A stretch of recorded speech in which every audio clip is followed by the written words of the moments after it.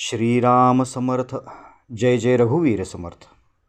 श्री भाऊसाहेब केतकर यांना श्री महाराज पुन्हा गदगला भेटल्यानंतर भाऊसाहेबांनी आपला सर्व भार मनोमन श्री महाराजांच्यावर टाकला.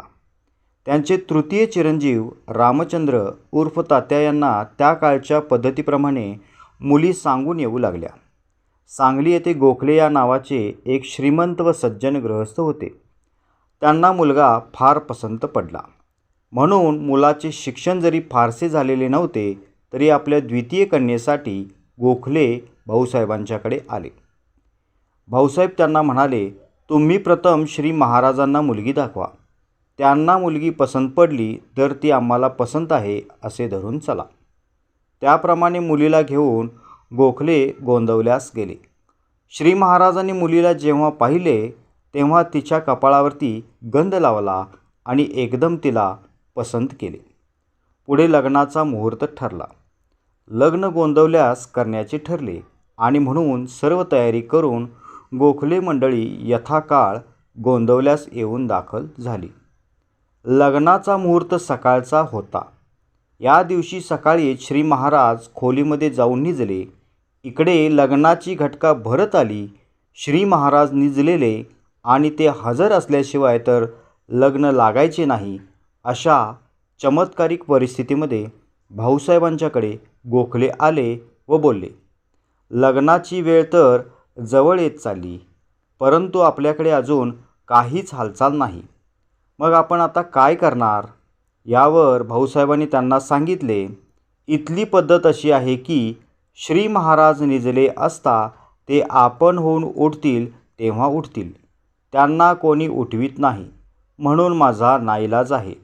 आपणास हे पसंत नसेल तर आपल्याला योग्य दिसेल तसे आपण करा. मला त्याचे वाईट वाटणार नाही. परंतु श्री महाराज उठल्याशिवाय मी लग्न लावणार नाही. गोखले मंडळींना संस्थानाचे राजे असलेले महाराज तेवढे माहीत होते. पण गोंदवल्यासारख्या खेड्यामध्ये लंगोटी धारण करून लोकांना रामनाम पटविणारे हे नवे श्री महाराज काही औरच वाटले. परंतु मुलीच्या वडिलांनी तिला भाऊसाहेबांच्या घरातच देण्याचा निश्चय केलेला असल्यामुळे ते देखील श्री महाराज केव्हा उठतील याची वाट पाहत स्वस्थ बसले. आपले पतिराज केव्हा येतात याची वाट बघत मुलगी गौरीहर पूजित बसली. त्या देवाची पूजा करता करता जेव्हा संध्याकाळ झाली तेव्हा ती 10 वर्षाची पोर कंटाळली आणि तेथे झोपी गेली. दिवस मावळून 7 वाजून गेल्यानंतर श्री महाराज उठले आणि खोलीचे दार उघडून बाहेर आले.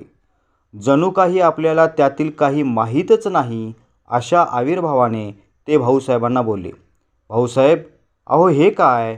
आपल्या घरी आज लग्न आहे ना? तुम्ही मला उठवले कसे काय नाही? आता तरी झटपट आटपा. लगेच सर्व लोकांची गडबड सुरू झाली.